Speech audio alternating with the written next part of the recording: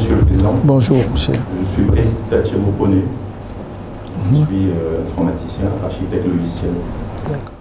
Et donc, j'ai une série de questions que j'aimerais vous poser qui est relative à votre candidature à la magistrature suprême. Donc, j'ai lu votre programme de gouvernance pour le Cameroun, notamment le chantier 3, intitulé Économie et production, agriculture, élevage, industrie et nouvelles technologies. Et donc, mes questions s'articulent sur les parties qui portent notamment sur l'économie numérique, qui sont élaborées sur les pages 55 à 58. Oui. Et donc, la première question est, ça porte sur la diaspora et le transfert de compétences. Donc, j'aimerais savoir comment comptez-vous impliquer la diaspora camerounaise, notamment les ingénieurs, les entrepreneurs tech, dans le développement de l'écosystème numérique local. Des programmes de mentorat ou de co-investissement, est-ce qu'ils sont prévus dans votre plan?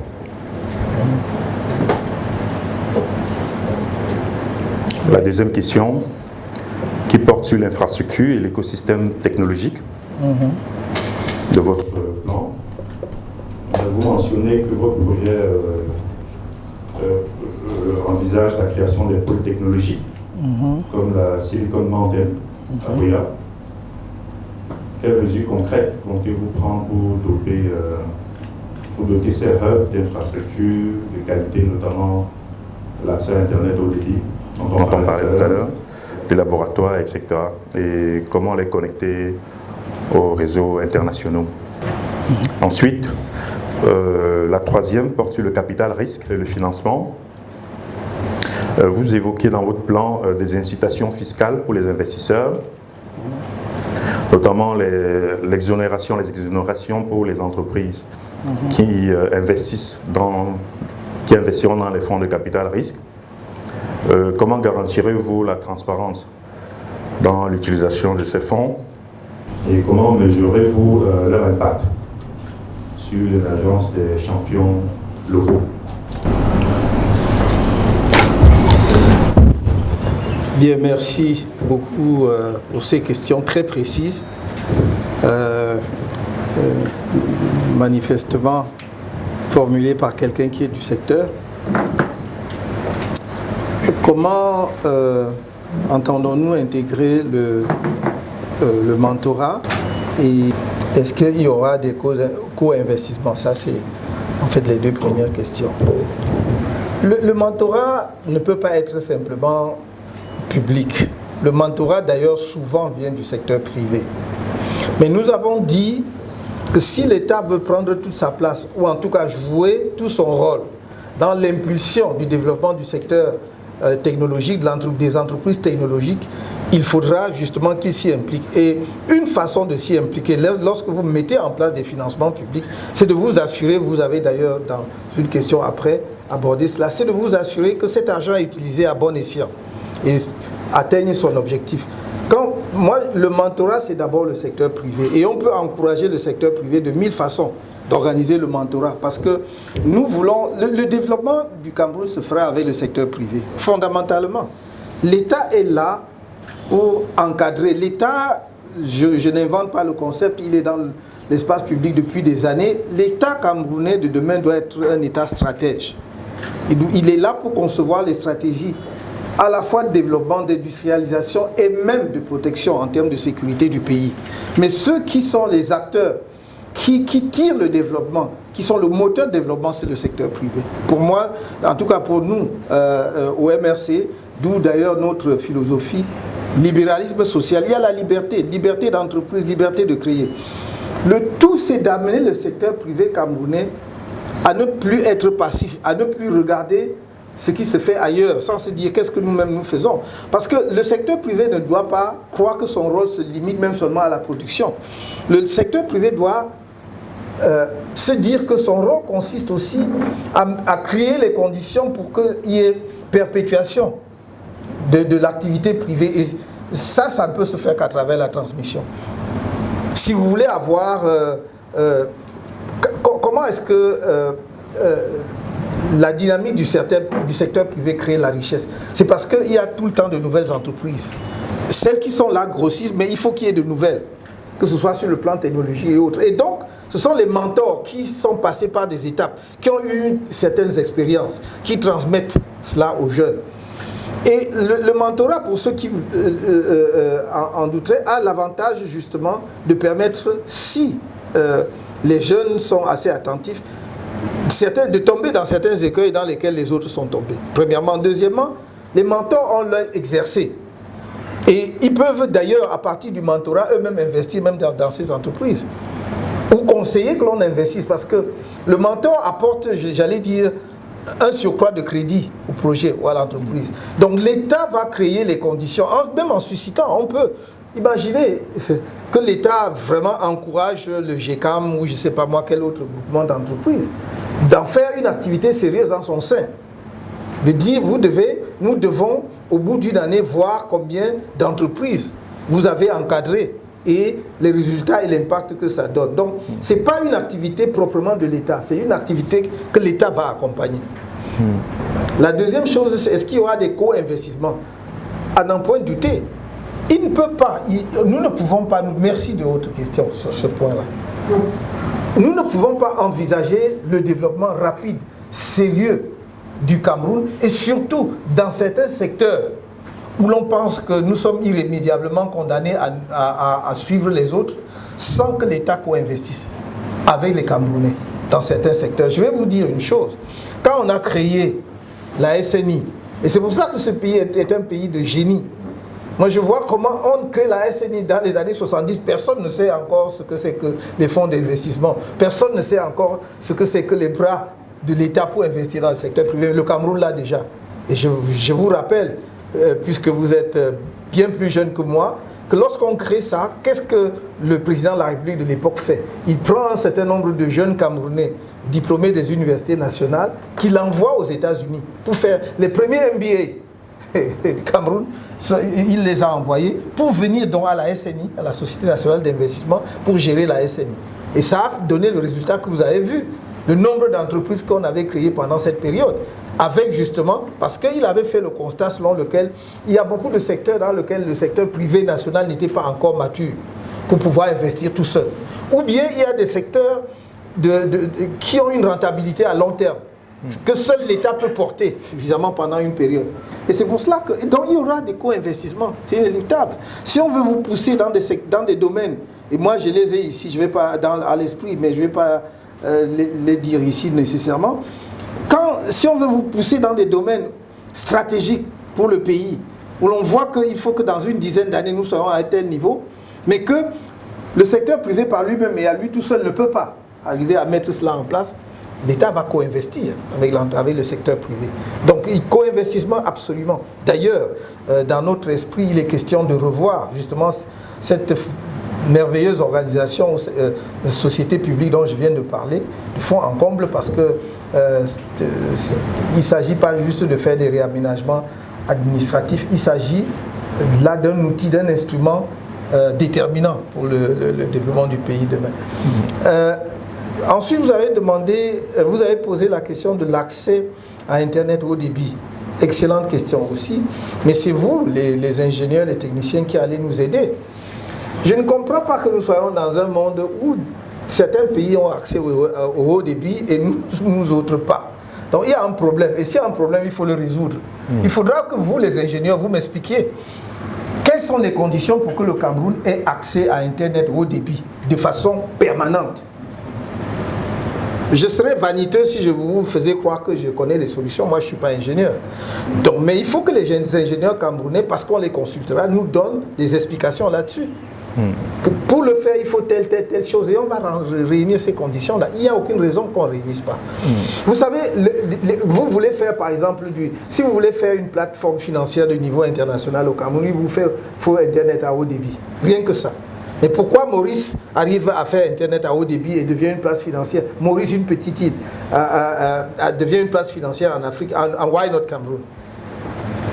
Why not Cameroun? Pourquoi pas le Cameroun? Donc il y a un problème concret. On nous dit il y a le câble sous-marin, il y a la fibre optique, il y a ceci. Mais pourquoi ça ne marche pas? Expliquez-moi pourquoi ça ne marche pas. S'il faut passer par les satellites, on passera par les satellites. Mais il y aura... Fait quoi, il y aura Internet au début au Cameroun. Parce que c'est avec ça qu'on va se développer. C'est avec ça qu'on va se développer. On va faire comment? C'est ça. Donc, et comment connecter aux réseaux internationaux? Là encore, c'est la même chose. Comprenez? Donc, moi, je sais qu'il y a un câble sous-marin qui passe par le Cameroun, donc qui part du Cameroun. Je sais qu'il y a la fibre optique. Au moins les deux là, je connais. Mais pourquoi avec ça, on n'a pas Internet à haut débit de façon régulière, permanente? Comment vous voulez pousser les jeunes dans la tech? Comment pouvez-vous espérer qu'ils vont faire des miracles dans le domaine de la tech si l'instrument de base, qui est Internet au débit, n'est pas là? Donc il faut qu'on sorte un peu de l'arriération dans laquelle nous sommes installés. Bon, j'aime bien manger tout ce que vous voulez, le ndolé, le macabo et tout ça, mais on ne va pas vivre que de ça. Nous sommes dans un monde hyper compétitif et nous devons nous donner les moyens de soutenir cette compétition-là. Nous avons déjà une matière, excusez-moi, entre guillemets, que beaucoup d'autres pays n'ont pas, la ressource humaine. C'est ça. Et nous n'arrivons pas à faire la différence, même seulement à l'échelle de l'Afrique. Il y a un problème, excusez-moi. Ce n'est pas moi qui ai parlé tout à l'heure, c'est notre compatriote d'Allemagne qui dit nous avons ce qui est le plus précieux, le plus difficile, la ressource humaine. Les autres, c'est matériel. Comment est-ce que nous arrivons? On achète, mais nous donnons les moyens d'acheter. Quel est le problème? Donc ça c'est des choses qu'on va régler, croyez-moi. Il faut simplement que nous mettions cela comme une priorité, comme quelque chose d'important. Nous ne pouvons pas, nous parlons d'éducation.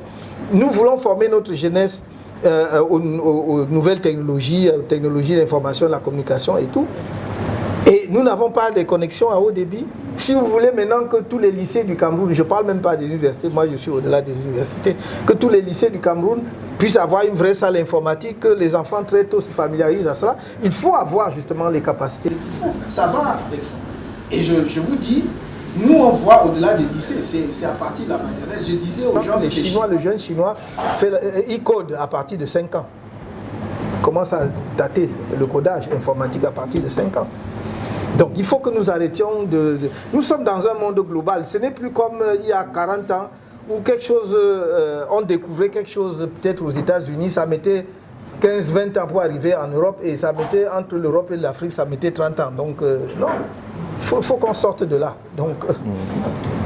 Donc voilà, pour ce qui est du financement... Les incitations fiscales. Les incitations fiscales, oui, il faudrait... Ça aussi c'est... Toujours, j'ai dit toujours, il faut travailler avec le secteur. Nous posons le principe que nous sommes prêts à faire des exonérations dans le secteur. Mais ce sont les professionnels du secteur qui peuvent nous dire telle taxe ou tel impôt pèse trop sur nos charges, ou bien on peut nous alléger de telle ou de telle manière. Et on va le faire. Du moment où l'objectif est commun et partagé, on peut faire ces efforts-là. Quand je dis cela, souvent certains me disent oui, mais enfin, ça sont des promesses électorales. Non, parce que moi je sais très bien ce que je voudrais qu'on fasse et où l'on va, où on doit aller. On me dit où est-ce que tu vas trouver les financements? J'ai dit le problème du Cameroun n'a jamais été un problème de financement. Le problème du Cameroun a toujours été l'utilisation du financement. On utilise à quoi faire? Le vrai problème du Cameroun, si moi je veux, sur les aspects sociaux, je prends un exemple, on a parlé de santé tout à l'heure, ou de l'éducation. Si je veux la gratuité, si j'ai dit et je tiendrai ma parole que la césarienne sera gratuite, pourtant ça va nous coûter des milliards, parce que je ne veux pas qu'une femme meure en donnant la vie, parce que voilà, sauf si on n'y peut rien. On me demande où est-ce que tu trouves l'argent? J'ai dit je trouve l'argent en réduisant drastiquement le train de vie de l'État. Dans la fonction publique, dans l'administration aujourd'hui, les frais de bouche coûtent 60 milliards de francs CFA. C'est-à-dire ce que nous partageons après une réunion comme ça, là, c'est 60 milliards de francs CFA. Bon, moi je dis, comme je suis un père qui est très gentil, je prends seulement 50%, 30 milliards. Je fais beaucoup de choses avec ça. Et là, je n'ai parlé que des frais de bouche. Je n'ai pas parlé du carburant. Je n'ai pas parlé des véhicules administratifs. Je n'ai pas parlé de tas de choses. il faut que notre État vive à son niveau réel. Nous vivons au-dessus de nos moyens. C'est-à-dire l'État, je parle de l'administration. Le secteur privé, si quelqu'un veut m'acheter son jet privé, il a gagné son argent. Ce n'est pas mon problème. Mais l'administration, nous devons vivre à notre niveau réel, c'est-à-dire au niveau d'un pays qui n'est pas encore développé. Il y a un moment où il va falloir qu'on se retrousse tous les manches comme ça et qu'on travaille. Et ne croyez pas que c'est la génération qui travaille qui goûte du fruit de son travail. Nous allons travailler pour laisser d'autres, c'est comme ça la vie. Si les gens veulent déjà profiter aujourd'hui parce qu'ils disent que oh non, il faut qu'on prenne notre part, on ne se développera jamais. Donc il va falloir qu'on se retrousse les manches, qu'on se mette au travail. Je ne dis pas qu'il n'y aura plus de véhicules administratifs. Je dis que les véhicules superflus ne seront pas achetés. Je ne dis pas qu'il n'y aura pas de véhicules administratifs, mais je dis que des véhicules beaucoup trop chers, beaucoup à des prix exorbitants, qui sont des palaces en mouvement, ne seront pas nécessaires. Voilà. Donc il faut acheter des voitures utilitaires à notre niveau et tout. Voilà. Donc sur ces chapitres-là, je vais trouver les moyens de financer ma politique sociale et peut-être même justement de faire des exonérations. Ça, c'est en dehors du contrôle des ressources et des autres ressources réelles, recettes réelles de l'État. C'est-à-dire combien nous rapporte le pétrole, combien nous rapporte le gaz, combien nous rapporte l'or, combien nous rapporte le diamant, combien nous rapporte le bois, et j'en passe. Donc il ne faut pas qu'on fasse comme si... Le Cameroun n'est pas un pays pauvre. C'est nous qui l'avons rendu pauvre. Et c'est nous qui le maintenons dans la paupérisation. Il faut maintenant que nous décidions d'être développés et on va se développer. C'est tout ce que je dis. Donc on va effectivement, ensemble avec vous, et secteur par secteur. Secteur par secteur. C'est-à-dire que on a les entreprises du secteur technologique, mais on va prendre des entreprises, par exemple, du secteur agricole. Voilà. Et il y a là un potentiel et des gisements d'emplois énormes. C'est un de nos amis qui disait tout à l'heure, comme il y a des emplois dans le domaine de l'agriculture, lui ou quelqu'un d'autre. Mais il ne s'agit pas. Parce que dès qu'on dit ça, même les jeunes sont traumatisés que vraiment, donc nous là, on va aller au champ pendant que les autres. Non. C'est parce que, c'est parce que nous sommes encore dans le schéma de l'agriculture de survivance, à la houe. C'est-à-dire, nos parents là, avec tous leurs efforts, ils pouvaient cultiver maximum 1 hectare, non? Toute la famille est au champ, on cultive 1 hectare. Non, ce n'est plus là. C'est vraiment l'agriculture modernisée et avec tout ce qui va, avec l'agribusiness, c'est-à-dire avec tous les maillons intermédiaires de transformation. Et ça touche tout le monde. Parce qu'après, il faudra aussi mettre la technologie, votre secteur, dans l'agriculture, dans la production agricole et dans la transformation agricole. C'est un tout. Donc, franchement, il y a moyen donc, de travailler secteur par secteur, de lever les obstacles. Nous sommes là justement pour lever les obstacles, pour que l'activité puisse avancer. Alors, vous m'avez posé comment garantir la transparence et l'impact sur... l'utilisation de ces fonds. Oui, c'est ça. Ça c'est une question, je dirais même d'ordre général. C'est-à-dire que nous avons globalement un problème à la fois de transparence et de rigueur dans la gestion de tout ce qui est fonds publics et autres. Et ça ne concerne pas simplement le fonds qu'on va mettre en place pour le fonds spécial pour l'entrepreneuriat qui va couvrir le secteur des entreprises de technologie. C'est comment effectivement garantir cela. Il n'y a pas 1000 choses, il n'y a pas 1000 moyens.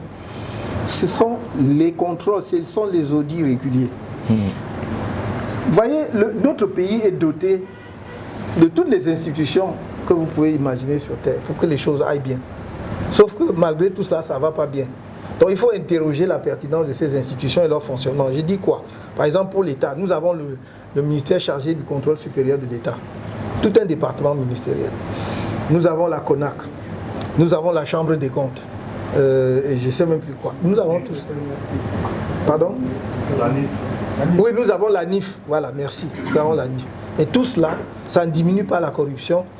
Simplement pourquoi? Parce que ça, c'est mon observation personnelle. Je prends seulement le ministère chargé du contrôle supérieur de l'État. Je mets quiconque ici au défi de me citer une entreprise publique qui a fait l'objet du contrôle supérieur de l'État ces dernières années. Ces 5 dernières années. On n'a pas.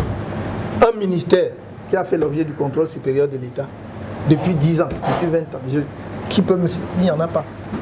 Pourquoi voulez-vous donc qu'il y ait la transparence ou que les dirigeants de ces structures-là aient la moindre inquiétude? Rien ne se passera.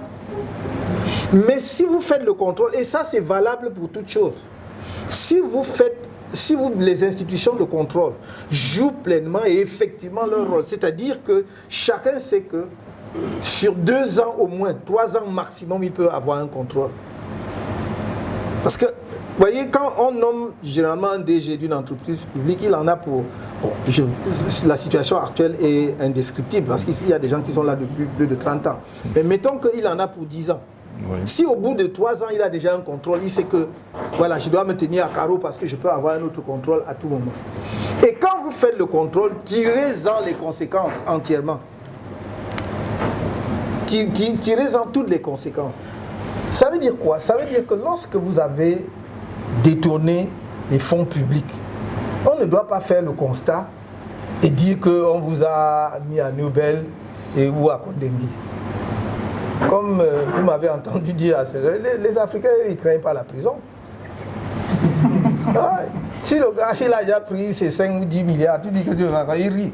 Il dit que le jour où je vais sortir, et puis même pendant qu'il est là, il fait des pieds et des mains pour sortir, ou bien même pendant qu'il est séjourné. Donc c'est pas ça.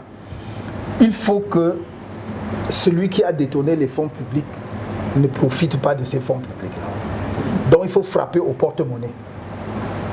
Si quelqu'un a pris, et c'est constaté et établi, mais pourquoi est-ce qu'on attend quoi pour saisir? On attend quoi pour chercher partout où il a pu placer? On sait le faire. On sait le faire, mais pourquoi on ne le fait pas? Donc, pour moi, la transparence, c'est qu'il faut que nous, Camerounais, demain, commencions à, comme on dit, entre guillemets, craindre l'État, c'est-à-dire l'autorité, le contrôle, et que la reddition de comptes, rendre compte de la manière dont on a géré le fonds public, entre dans nos habitudes. C'est la seule façon. Il n'y a pas... Bon. Maintenant, comment mesurer l'impact? Sur l'émergence des champions locaux. Oui, mais est-ce qu'on jette cet argent-là comme on jette le riz sur le marié? Non. Tu as donné à une entreprise sur la base comment dire, oui, des besoins d'un cahier de charge en quelque sorte. C'est pas que tu jettes l'argent comme ça. L'entreprise a dit qu'après 12 mois ou après 24 mois, je serai à tel niveau. On va contrôler, vérifier les objectifs. Non, on ne peut pas s'amuser avec l'argent public comme ça. C'est pour cela que je dis encore une fois, là où il n'est pas nécessaire de créer une nouvelle institution de financement, utilisons les canaux existants pour financer, parce que si vous confiez ça à une banque qui a l'habitude de gérer les entreprises, ils vont assurer un suivi efficace. Tout ce qu'elle va vous demander, c'est d'avoir son pourcentage, non? Comment on dit ça? Une commission, voilà, une commission. Pour lui donner sa commission, ça allège l'État, mais il fait efficacement le travail. Sachant qu'il prendrait un risque énorme si lui-même entre dans la magouille, puisque vous avez de quoi frapper. Une banque, ce n'est pas quelque chose qu'on ne trouve pas. Voilà. Je pose la question parce que c'est vrai, si vous devenez président de la République, vous n'allez pas changer les fonctionnaires actuels, dont les habitudes seront encore là. Oui. D'habitude, lorsque l'État crée ce type de commission, il y a des hauts fonctionnaires, enfin je n'ai rien contre les hauts fonctionnaires, hein. Oui, non, je veux juste te dire, est-ce qu'il va falloir plutôt donner plus de pouvoir, de contrôle aux acteurs du secteur privé, par exemple les banques? Tout à fait, c'est tout à fait ça mon intention, c'est-à-dire qu'en fait, moi je vois par exemple les comités de sélection des projets.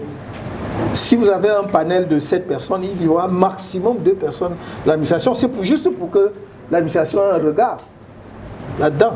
Parce que ceux qui sont outillés pour apprécier les projets, ce sont les opérateurs du secteur privé, c'est eux. C'est pas les fonctionnaires.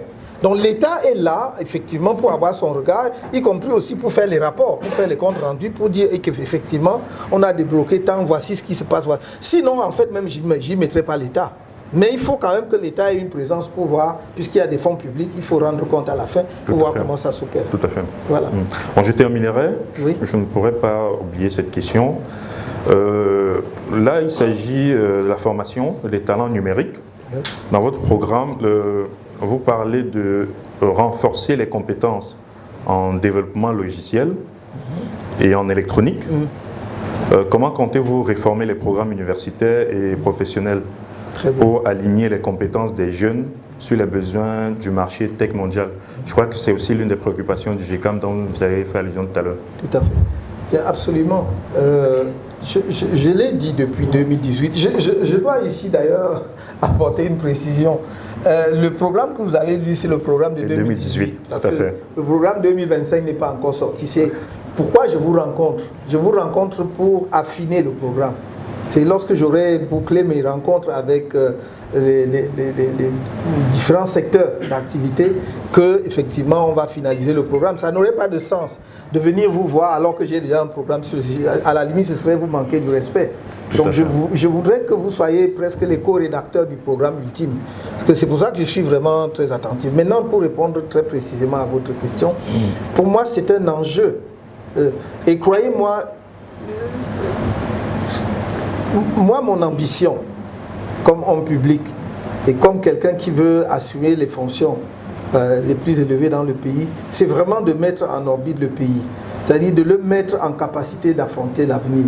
Et pour moi, c'est pas simplement en faisant du replâtrage ou des cosmétiques sur ce qui existe, c'est vraiment de voir plus loin.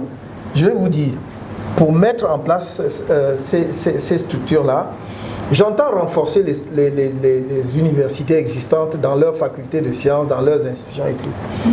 Mais mon intention, c'est de créer au Cameroun au moins, je dis au minimum, 4 universités de sciences et technologiques de niveau international, qui seront à la fois des structures de production de ce que nous avons de meilleur dans les technologies justement de pointe, mais également des centres de recherche avancés. Parce que c'est de cette façon-là que je voudrais que nous mettions rapidement au diapason d'autres pays, mais aussi que ceux de nos compatriotes qui sont encore à l'étranger puissent par ce biais-là faire le transfert de savoir.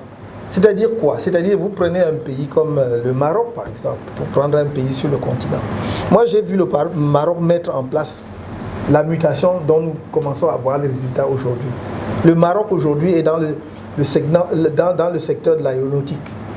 C'est-à-dire que le Maroc contribue à la fabrication de Airbus. Des parties de Airbus sont fabriquées au Maroc. Et ils sont en train de développer leur propre capacité dans l'aéronautique. Le Maroc aujourd'hui a une vraie industrie automobile. En dehors des structures de montage, ils ont leur propre marque. D'ailleurs, le roi Mohamed VI a, je crois il y a 3 ou 4 ans, 3 ans, voilà, inauguré la première marque du Maroc, véhicule. C'était comme une sorte de Land Cruiser ou bien la Mercedes coupée.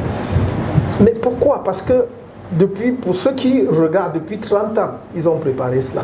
Depuis 30 ans, que fait le Maroc? Parce que je signale en passant que le Maroc est depuis une vingtaine d'années celui qui envoie, dont les ressortissants réussissent le plus le concours de Polytechnique France. C'est le numéro 1. Ouais. Et après eux viennent le Cameroun. Sauf que le Cameroun c'est la débrouillardise, c'est chacun qui se débrouille. Comme les Camerounais savent se débrouiller, même si c'est dur comment ils passent. Donc ils sont là. Mais les autres sont dans une vraie stratégie.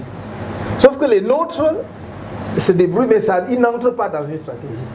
C'est ça toute la différence. Et donc moi je veux au moins 3 à 4 universités de sciences et de technologies en dehors des universités qui existent. Je dis bien en dehors.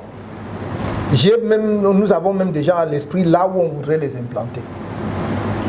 Deuxièmement, c'est qu'il va y avoir des laboratoires. On ne va pas multiplier les laboratoires au Cameroun. Nous n'avons pas les moyens de soutenir une dizaine de laboratoires. On va avoir un certain nombre de laboratoires de pointe dans des domaines où nous voulons être à la pointe. Et on va également les implanter. À partir de là, quand je fais mon université de sciences et de technologies, ces sciences et technologies, je ne vois donc pas comment je ne vais pas former le personnel dont nous parlons. Je vais les former. Sauf que ça ne va pas se faire en 2 ou 3 ans. Je vous donne là des trucs à moyen terme, ça ne va pas se faire dans 20 ans, mais c'est une affaire de 7-10 ans. Vous avez ça. Si dès qu'on arrive, on met ça en place, vous aurez les résultats à partir de là. Mais il faut préparer le terrain. Il ne faut pas s'asseoir et croire qu'un jour on va claquer du doigt et ça va venir. Non. Parce que quand vous prenez ça, le temps que vous construisiez complètement une université, ça va vous prendre 2 bonnes années. Construire, équiper, n'est-ce pas, où les enfants, où les jeunes vont aller faire ce que j'ai vu dans les laboratoires au MIT ou bien à Harvard, où ils construisent son prototype. Ils ont des laboratoires où le jeune construit entièrement son prototype. Avant d'aller vers les investisseurs, il vient avec le prototype. Il ne se contente même plus de montrer en 3D ou non, il construit physiquement. Donc c'est à ça qu'il faut arriver. Et cela suppose donc que l'État s'engage dans ce secteur, dans ces domaines-là, comme si sa vie en dépendait. Parce que ce n'est pas toujours aussi simple. Ce n'est pas même facilement que vous allez trouver des partenaires qui vont vous permettre de construire des universités de ce genre, comme je le veux, mais il en existe. Donc on va faire cela. Et je crois que après, lorsque vous direz que vous voulez construire un véhicule, dans mon programme de 2018, j'ai promettais aux Camerounais une voiture camerounaise en 3 ans. Quand j'ai fait ça, tout le monde est tombé dessus. Dans tous les programmes, maintenant, chacun veut faire la voiture. Mais bon, je vais leur laisser ça, je vais parler d'autre chose. Oui, c'est ça. Parce que je savais, en fait, la ressource humaine que nous avons, par exemple, dans un pays comme l'Allemagne, qui est le grand pays de l'automobile. Et que si vous voulez les mettre à contribution, vous pouvez arriver à un modèle camerounais. Le problème, c'est qu'ils ne voient pas, en réalité, c'est que si vous avez une marque locale, vous pouvez ensuite faire des associations, des partenariats. Donc il faut dépasser le stade de l'assemblage. Il faut dépasser le stade de l'assemblage. Donc pour moi, la solution et la réponse à cette question-là, c'est d'avoir 2, 3, 4 maximum universités de sciences et de technologies de pointe dans ce pays qui est vraiment exclusivement dédié aux sciences et à la technologie. Exclusivement. Où on fait de l'innovation. Où même l'État peut définir les choses dont il a besoin et confier à ces universités, en fonction de leur domaine de spécialité, le temps de mettre cela au point. Voilà, c'est là, je vous ai dit vraiment le fond de ma pensée. Voilà la vision que j'ai pour le Cameroun. Les facultés de sciences actuelles existeront toujours. Ce n'est pas qu'on va les supprimer, on va même les renforcer. Mais il y a tellement de choses à faire dans le domaine scientifique que même je ne sais pas si toutes les 10 universités d'État ont des facultés de sciences, mais celles que je voudrais que l'on mette en place, c'est vraiment pour permettre au pays de compétir dans les 20, 30, 40 prochaines années. D'accord. Je vous remercie. Merci. De vos réponses et je vous souhaite bonne chance. Merci beaucoup. Merci.